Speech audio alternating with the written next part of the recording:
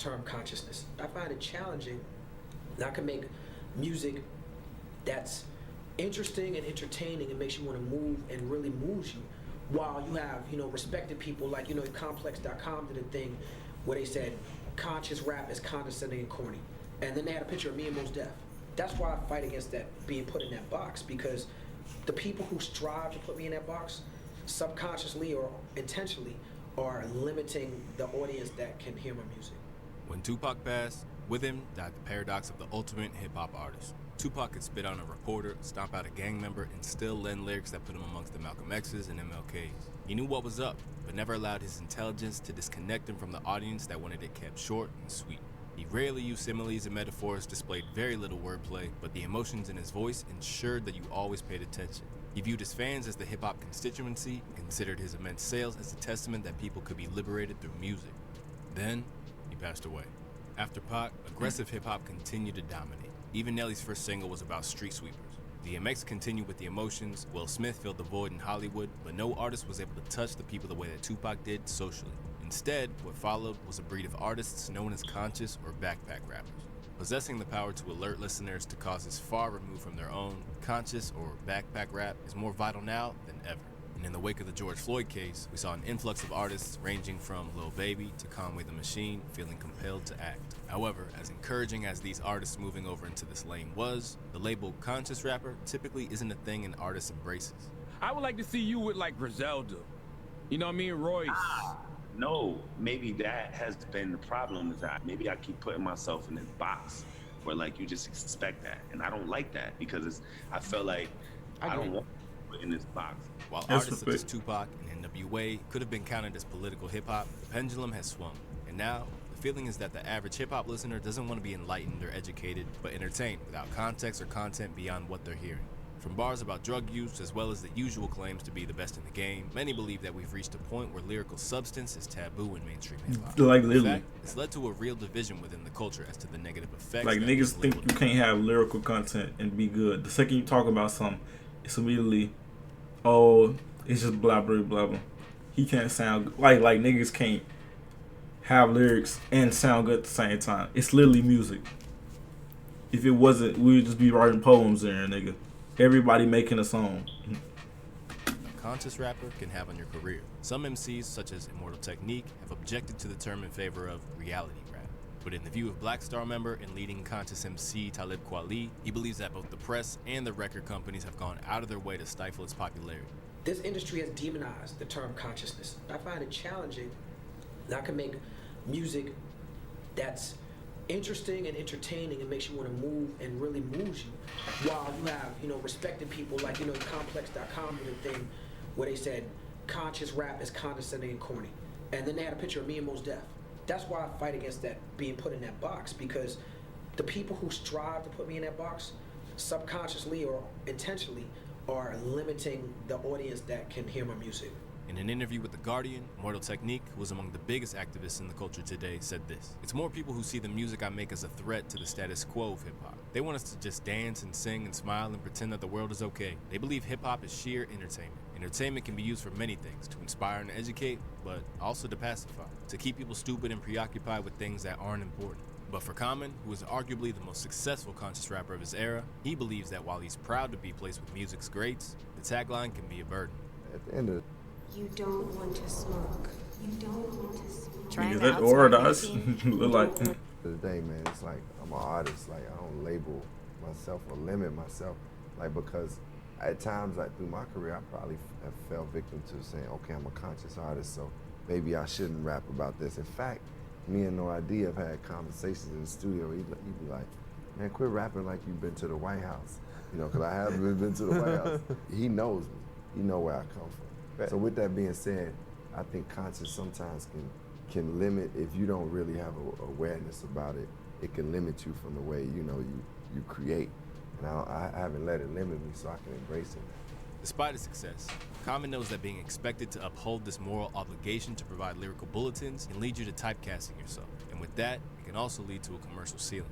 The dilemma that rappers face was accurately described by Jay-Z on the Black Album's Moment of Clarity. On what was originally intended as his retirement album, Hov explained why, on his come up, he decided to minimize his engagement with conscious rap in order to maximize profits. F skills sold, truth be told, I probably be lyrically Talib Kweli. Truthfully, I wanna rhyme like common sense, but I did 5 mil, and I ain't been rhyming like common sense. Admitting that he couldn't afford to touch upon social issues until he'd already solidified himself, Jay's words ring true to this very day. As while there are exceptions to the rule in the form of artists such as Kendrick Lamar, J. Cole, and to a lesser extent Joey Badass, the validity of his statement can be seen in the numbers of those who've made it into a crucial part of their artistic package.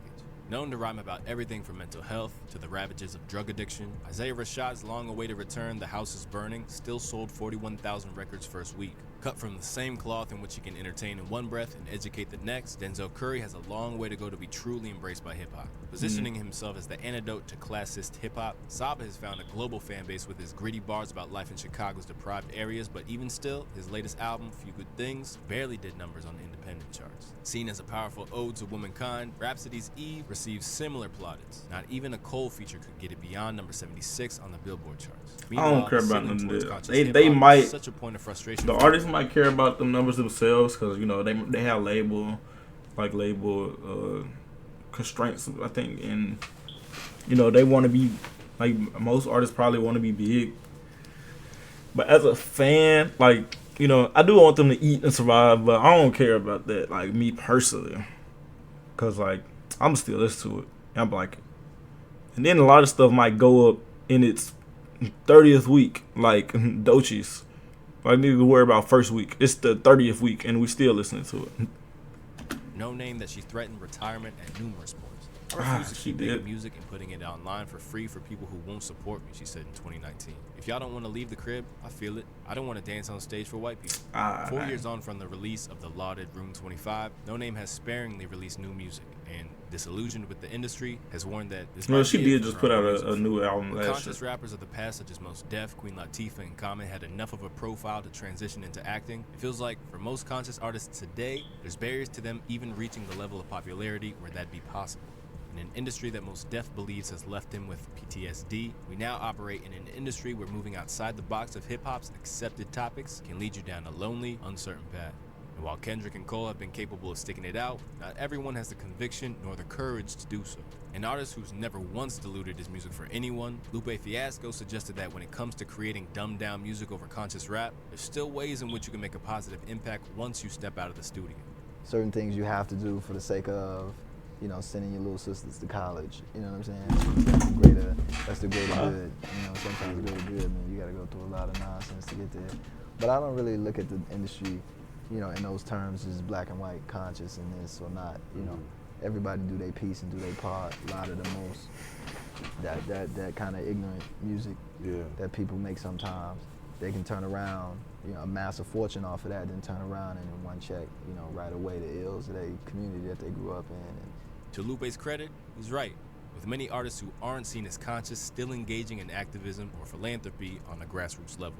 While he isn't renowned for his astute political observations, 21 Savage takes the proceeds from his cold, often deadly bars and gives back to his community with his annual It's a Back to School drive.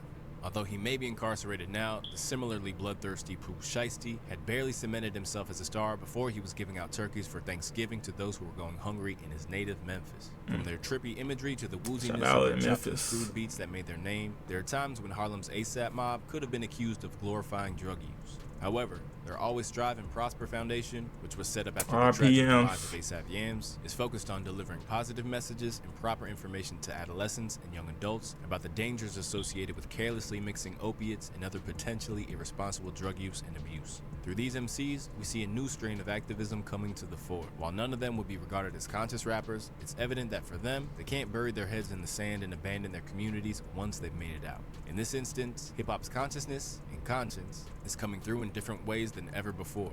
And in the view of Dreamville's boss, this is manifesting in the music too. You think that era of like conscious rap is supposed to be like against street rap or whatever? You feel like that's kind of old school and that kids don't think about it that way, or do you think your fans think about it that way? I would hope not. I mean, Kodak to me is a conscious rapper. He's a street rapper, but he got songs where you're like, damn, Like I feel exactly where he's coming from. I feel his struggles. A lot of young boy, NBA young boy, like yeah, they're considered street rappers. Those dudes are conscious as hell. If you listening to some of the like the pain Exactly, they're putting nigga. in their records, like I ain't never been through what they've been through. Right. You know what I mean? So I'm getting it through them. I'm learning that through them. Rather than striking it out alone, Baz's sentiments are mirrored by that of a legend in the game, Nas, who feels no need for a distinction or additional caveat to be added to his music. I've been called everything. Gangster rap, I've been called conscious rap, you know, everything. Whoever feels like calling it whatever they want to call it, that's on them. While defining yourself as conscious rap can be a difficult road to walk and can place a very real barrier on your success, what's becoming clear through the likes of Denzel Curry and Saba in that in the modern game in which the internet reigns supreme, your influence can still be felt even if the charts don't necessarily feel the impact as it should. But with a cult fan base still clamoring to hear insightful bars and some of the game's biggest stars giving back, the end result is not only a varied hip-hop landscape in which all ideas can thrive in their own ways, but one that is actively contributing to its communities where possible. And while we may never get another Tupac presiding over the mainstream, it's clear that even though the parameters have changed, the drive to enact change is still very much alive in all areas of hip-hop. Man, fuck all that. I'm gonna be a weird rapper.